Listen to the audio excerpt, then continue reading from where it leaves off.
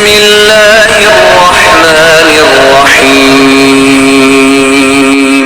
السلام علیکم ورحمۃ اللہ وبرکاتہ۔ ناظرین اکرام، امید ہے کہ آپ حضرات بخیر و عافیت ہوں گے۔ جیسا کہ آپ حضرات تھمبنیل دیکھ چکے ہیں کہ آج ہماری گفتگو کس ٹاپک کو لے کر کے ہے۔ سوال اور کوشچن یہ ہے کہ اعلیٰ حضرت کو اعلیٰ حضرت کہنا جائز ہے یا ناجائز ہے؟ کون اعلیٰ حضرت؟ امام عشق و محبت، امام اہل سنت، امام احمد رضا خان علیہ الرحمۃ والرضوان پوری دنیا جانتی ہے، پہچانتی بھی ہے اور مانا بھی کرتی ہے۔ لیکن کچھ لوگوں کا اعتراض رہتا ہے، ان کا سوال رہتا ہے کہ اعلیٰ حضرت عظیم البرکت امام احمد رضا خان علیہ الرحمۃ والرضوان یہ تو بہت بعد کے ہیں، ان سے پہلے بھی اور حضرت ہیں، انبیاء کرام حضرات اور رسولان کرام حضرات، صحابہ کرام حضرات، بہت ساری ذوات ان سے پہلے آئیں اور ان کی شان بھی بہت رفع و اعلیٰ ہے، تو سب کو حضرت کہا گیا۔ لیکن اعلیٰ حضرت جب آئے تو انہیں اعلیٰ حضرت کہا گیا۔ آخر انہیں اعلیٰ حضرت کیوں کہا جاتا ہے؟ یہ تو ناجائز ہے، بلکہ کچھ لوگ تو ایسے کہنے کو حرام تک قرار دیتے ہیں کہ تم نے امام اہل سنت کو اعلیٰ حضرت کہہ دیا، یہ ناجائز ہے، غلط ہے۔ تو اسی سوال کا جواب لے کر کے آج میں آپ کے سامنے حاضر ہوں۔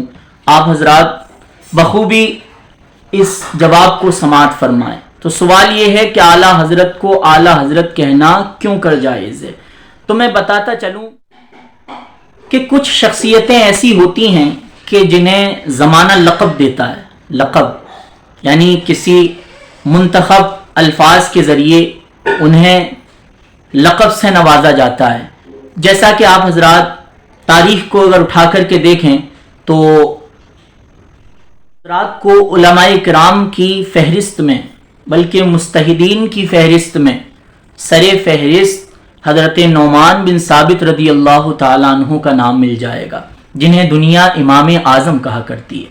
تو اب میرا الزامی سوال ہے مخالفین سے کہ اگر اعلیٰ حضرت کو اعلیٰ حضرت کہنا جائز نہیں ہے تو پھر امام اعظم رضی اللہ تعالیٰ عنہ پر بھی یہی اعتراض وارد ہوگا، کیونکہ امام اعظم سے پہلے بھی بہت سارے امام گزرے ہیں، آپ کے اساتذہ میں بہت سارے امام ہیں، اور آگے بڑھیں تو امام حسین امام ہیں، امام حسن امام ہیں، امام باقر امام ہیں، امام جعفر صادق رضی اللہ تعالیٰ عنہم امام ہیں۔ یہ تمام ایک لمبی فہرست اماموں کی حضرت امام اعظم سے پہلے موجود ہے، لیکن امام اعظم کو امام اعظم کہا گیا اور ان سے پہلے کے اماموں کو صرف امام کہا گیا۔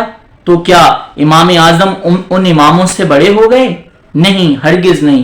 امام اعظم اپنے اساتذہ سے یا اپنے پہلے اماموں سے ہرگز بڑے نہیں ہو سکتے، بلکہ آپ کا الگ مقام ہے اور آپ کے مقدمین کا ایک الگ مقام ہے۔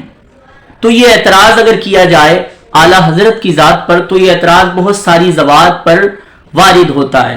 تو کہنے کا مقصد و مطلب یہ ہے کہ کچھ ذوات ایسی ہوتی ہیں کہ جنہیں کچھ لوگ ایسے ہوتے ہیں جنہیں لقب سے نوازا جاتا ہے، اور جو لقب ہوتا ہے وہ ان کے معاصرین کی طرف نسبت کرتے ہوئے ہوتا ہے، ان کے ہم زمانہ، ان کے ہم عصر لوگوں کی طرف، ان کے ساتھیوں کی طرف نسبت کرتے ہوئے ہوتا ہے۔ تو دنیا اگر اعلیٰ حضرت کو اعلیٰ حضرت کہتی ہے تو اس وجہ سے نہیں کہ وہ نبیوں سے اعلیٰ ہیں یا رسولوں سے اعلیٰ ہیں یا دیگر اولیاء کرام سے اعلیٰ ہیں، بلکہ آپ کو اس وجہ سے اعلیٰ حضرت دنیا نے کہا کہ آپ اپنے زمانے کے حضرتوں سے ارفع و اعلیٰ تھے، اس وجہ سے آپ کو اعلیٰ حضرت کہا گیا، نہ کہ آپ اپنے پہلے حضرتوں سے ارفع و اعلیٰ ہیں، بلکہ آپ اپنے ہم زمانہ، ہم عصر معاصرین جو آپ کے زمانے کے علماء کرام تھے ان پر آپ فوقیت رکھتے تھے، اس وجہ سے دنیا نے آپ کو اعلیٰ حضرت کہا ہے۔ اسی طریقے سے امام اعظم کو بھی ان کے معاصرین اور ان کے ہم زمانہ ہم عصر علماء کرام کی فہرست میں آپ کو امام اعظم لکھا گیا۔ اسی طریقے سے سرکار اعلیٰ حضرت کو بھی اعلیٰ حضرت اسی نسبت سے کہا گیا ہے، اور کوئی مقصد و مطلب اس میں نہیں ہے۔ تو اس ساری تفصیل سے ہمیں یہ پتہ چلا کہ امام احمد رضا خان علیہ الرحمۃ والرضوان کو اعلیٰ حضرت کہنا بالکل جائز ہے، ناجائز ہونے کی یہاں پر کوئی بھی بات کوئی بھی دلیل موجود نہیں ہے۔ مخالفین جو کہا کرتے ہیں کہ ناجائز ہے یا کچھ لوگ حرام بھی کہتے ہیں تو وہ بلا دلیل کہا کرتے ہیں اور مخالفت کی وجہ سے، اپنی جلن اور حسد کی وجہ سے اعلیٰ حضرت کی ذات پر ایسا اعتراض کیا کرتے ہیں۔ امید ہے کہ آپ حضرات میرے اس تفصیل کو سمجھ چکے ہوں گے۔ اللہ رب العزت کی بارگاہ میں دعا ہے کہ ہمیں صحیح معنی میں اللہ رب العزت عمل کی توفیق عطا فرمائے۔